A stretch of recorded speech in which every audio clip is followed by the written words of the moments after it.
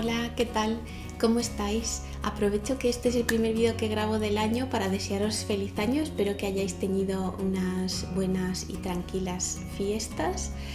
Y hoy quería contaros un poquito más sobre los libros que he estado leyendo últimamente, sobre todo en el mes de diciembre. Además he tenido un montón de tiempo para leer durante diciembre y os cuento un poquito sobre todos estos libros que he estado leyendo. Bueno, el último lo terminé la primera semana de enero, pero lo voy a contar igual. El primer libro del que os quería hablar es Soledad, de Víctor Català, publicado por Trotalibros. Víctor Català es el seudónimo de la escritora catalana Caterina Albert. Está escrito en 1905 y ahora está traducido al castellano en especial para esta edición. Creo que la anterior traducción era de los años 60 o 70 y según cuenta aquí en la introducción sobre la autora, Caterina Albert nace en 1869 en una familia bastante pudiente y puede dedicarse a las artes, a dibujar, a escribir y a leer. Y presenta un monólogo teatral que se llama La infanticida a un concurso y lo gana. Lo que pasa es que luego al parecer no va a recoger el premio y además el tema que trata, que es el infanticidio, estaba muy mal considerado en aquella época y encima cuando el jurado se entera de que es una mujer la que ha escrito ese monólogo, deciden retirarle el premio. Como consecuencia de este incidente, Caterina Albert decide adoptar y firmar con el seudónimo de Víctor Català sus trabajos. La novela cuenta la historia de Mila, que es una joven que acaba de casarse y ahora se está mudando a una ermita en las montañas donde su marido Matías ha conseguido un trabajo como cuidador de la ermita. Entonces así es como comienza la novela, como ellos se mudan a esa ermita que está perdida en un valle en las montañas. Bueno, y allí vive Mila y su marido, el que prácticamente nunca está en casa y con el que prácticamente no tiene ninguna relación. Y Mila allí vive aislada porque es un sitio muy aislado y prácticamente no tiene contacto tampoco con la gente de los pueblos de alrededor y casi el único contacto humano que tiene es un pastor, que es otro de los personajes principales de la historia, que vive en la zona y con el que entabla una amistad y él le cuenta muchísimas cosas sobre su vida, sobre la vida del valle y las montañas, un montón de anécdotas y de tradiciones y de historias de la montaña. Y en realidad es una novela en la que no pasa muchísimo, son de las novelas que a mí me gustan, en las que son más bien íntimas, más bien es un viaje interior. Me llamó la atención un poco el estilo que usa la autora, que es muy poético y muy delicado, muy detallista, que a veces incluso lo utiliza en la voz de Mila, pero eso me chocaba un poco con la historia que tiene Mila, ¿no? Que en realidad es una chica de pueblo que prácticamente no tiene una educación. Entonces es una cosa que me chocaba todo el rato mientras leía, pero no es simplemente una nota porque me llamó la atención, pero no es algo negativo. De hecho me gusta mucho esa faceta casi poética en las descripciones que utiliza la autora. Por supuesto, resaltar también que me gustó muchísimo la personalidad que crea del personaje del pastor a través de su forma de hablar, que evidentemente es una forma de hablar de alguien que ha aprendido el idioma hablado, de alguien que no conoce el idioma de manera formal y entonces al principio es un poquito complicado hasta que entras como en su ritmo y en su forma de decir las cosas y luego ya no simplemente se disfruta de su forma de hablar tan peculiar y que hace tanto a este personaje del pastor. Y bueno, por último decir que el final de esta novela me rompió el corazón. Es una cosa de estas que, bueno, según vas leyendo, pues crees que puede suceder, pero no quieres que suceda. Y entonces cuando al final sucede, pues yo me quedé de polvo. Pero bueno, me gustó muchísimo, muy recomendable. Las siguientes novelas que leí fueron dos a la vez, La niebla de Miguel de Unamuno y La juguetería mágica de Angela Carter. Y a veces, vamos, casi siempre hago esto de leer varios libros simultáneamente porque así, dependiendo del momento y del día, pues me apetece más leer una cosa u otra. No suelen ser dos novelas a la vez como es este caso, pero decidí elegirlas y leerlas a la vez y la verdad es que fue muy bien. De esta novela de La juguetería mágica hablé en mi vídeo de mis 10 mejores lecturas del 2021, así que no me voy a repetir, solo decir aquí que es mi primera novela de Angela Carter, que es una escritora británica y es la historia de una niña de 15 años que está pasando a la adolescencia y tiene que irse a vivir a casa de su tío que tiene una juguetería en el local debajo de la casa de donde viven. Y bueno, me gustó muchísimo, estaba en mis 10 mejores lecturas, como ya he dicho, y tengo muchas ganas de seguir leyendo a Angela Carter. Pasamos entonces a Niebla de Miguel de Unamuno. Miguel de Unamuno, que es un filósofo y escritor español, también de finales del siglo XIX, principios del XX. Esta es una de sus novelas más famosas y más conocidas, traducida a muchísimos idiomas. La escribió en 1907, aunque no se publicó por primera vez hasta 1914. Luego, a lo largo de su vida hizo varias revisiones y, de hecho, en esta edición de cátedra lo que han hecho es coger la edición de 1935, creo, y van poniendo notas en aquellos sitios donde ha habido cambios de alguna revisión respecto de las otras dos revisiones que hizo el autor, prácticamente ninguna, con lo cual tampoco se hace muy pesado. Os leo lo que dice atrás sobre esta novela porque me parece que lo resume muy bien. ¿Qué es Niebla? Su autor la calificó de novela malhumorada, de nívola, de rechifla amarga. La realidad supuesta de Niebla es la de un caso patológico en busca de su ser a través del diálogo.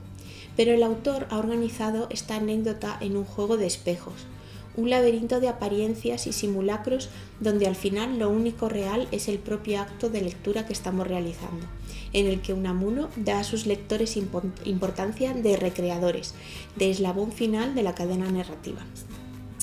Bueno, mi interés por leer Niebla estaba en esta característica de jugar con los límites de la ficción que tanto me gusta y tanto me interesa, y tenía este libro pendiente desde hace mucho tiempo, no sé por qué no lo había leído antes. Entonces, efectivamente, Unamuno juega aquí con el papel del escritor, el papel de los personajes e incluso la existencia de los propios personajes dentro y fuera de su ficción, de su mundo de ficción, y también el papel del lector, que además en un momento determinado es claramente todo enfocado hacia los que estamos leyendo. Me ha parecido súper interesante, de hecho quería marcarlo todo, tengo casi todas las páginas subrayadas o marcadas o anotadas con algo y tengo que volver a leerla más despacio, me apetece mucho. El personaje principal es Augusto, que un día va caminando por la calle y se cruza con una chica que le llama mucho la atención. Entonces decide seguirla hasta su casa y allí, hablando con la portera del edificio, se entera pues dónde vive, que vive en casa de sus tíos, pregunta si tiene novio, si no, y bueno, le encanta la chica, no puede dejar de pensar en ella, entonces decide que está enamorado de ella y que tiene que ir a conocer a esa familia y tiene que entablar relación con ellos y con la chica. Bueno, me ha encantado también el estilo de Unamuno, que es muy sencillo, es muy directo, muy limpio y no es nada difícil de leer. De hecho, se lee muy rápido y se entiende todo muy bien, que yo creo que a veces tendemos, o a mí a veces me pasa, a tener reticencia a ciertos libros y a ciertos autores que se les ha puesto casi como en un pedestal inalcanzable. Bueno, Unamuno de hecho juega un montón con las palabras, con el lenguaje, pero de una manera muy divertida, juega con los pensamientos de los personajes y con las cosas que hacen completamente, ¿no? De hecho hay partes en las que pues él dice, oye, yo soy el escritor, yo hago lo que a mí me parezca con los personajes de la novela.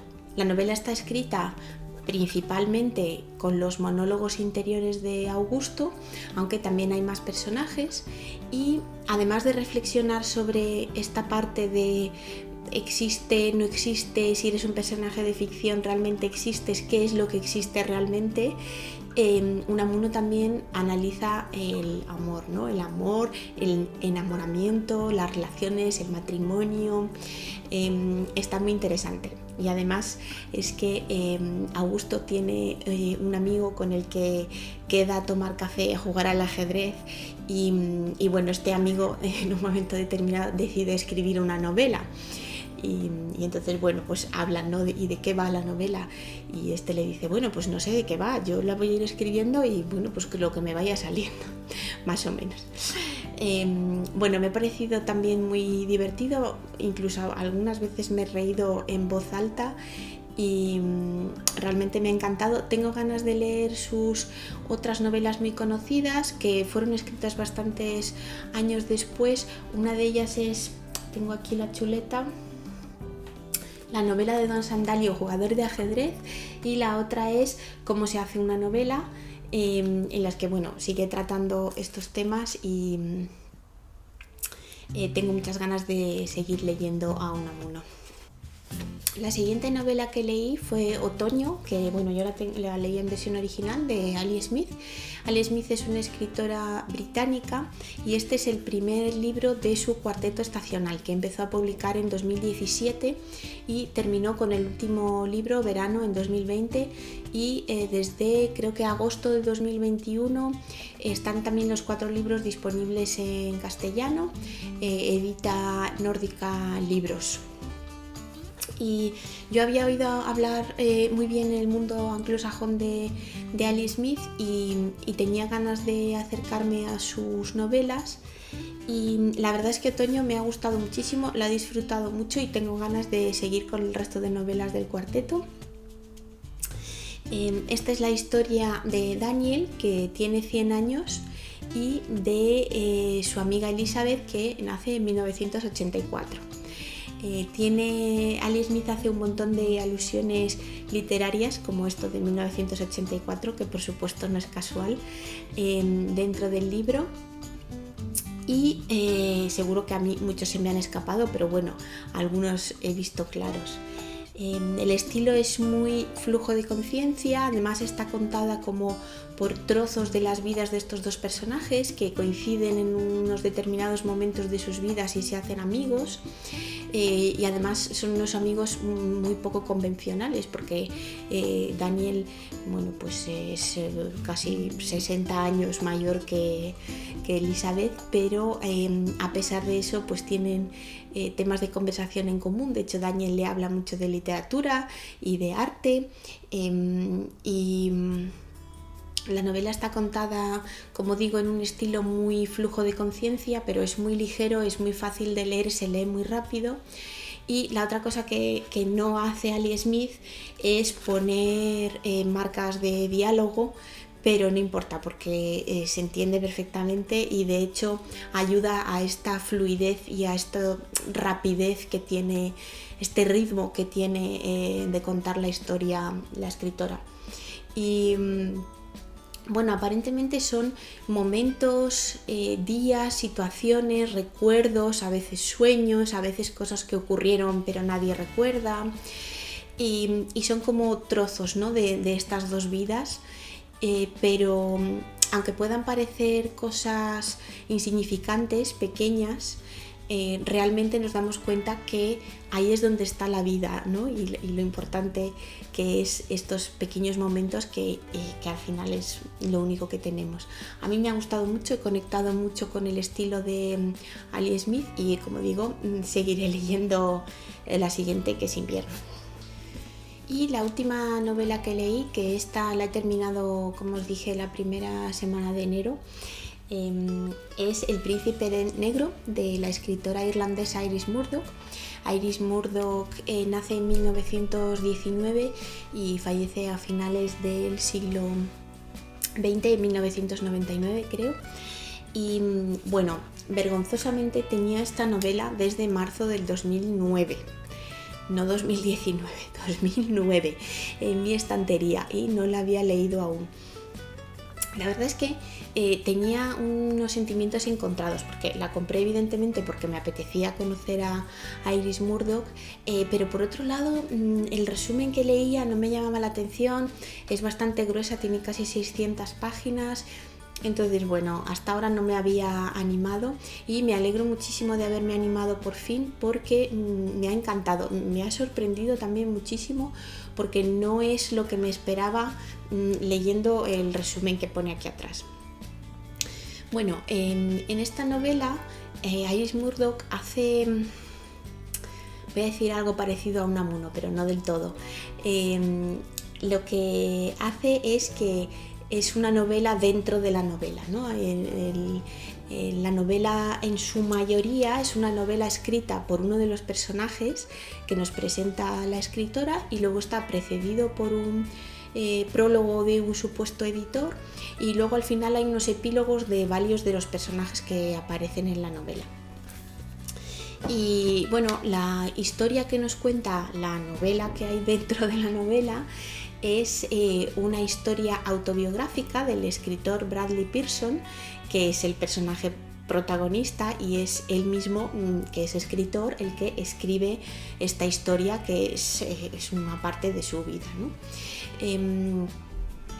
Esta novela que escribe Bradley Pearson además está dividida como una obra de teatro en 3 actos, y de hecho toda la novela se lee un poco como una obra de teatro, en particular la primera parte, que es casi todo diálogo. Incluso a veces se usa el lenguaje teatral de entra en escena tal personaje. Entonces, bueno, la mayoría de los personajes los conocemos o bien a través de las descripciones muy intensas de Bradley Pearson, que es este supuesto escritor, o a través, pues, de la interacción que tienen entre ellos.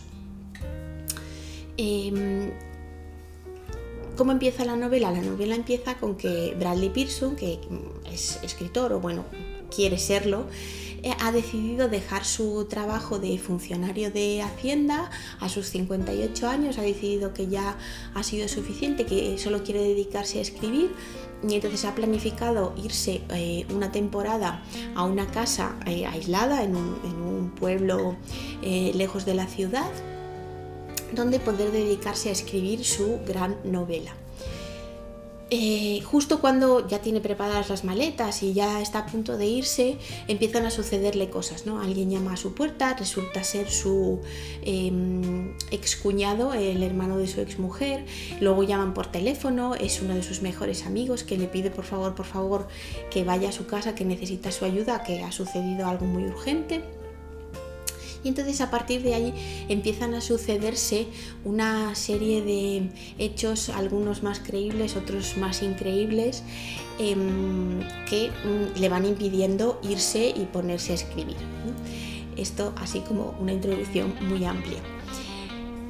Una de las cosas que a mí más me llamó la atención es que desde el principio este personaje de Bradley Pearson, que nos cuenta su propia historia, es muy duro con el resto de las personas con las que se relaciona.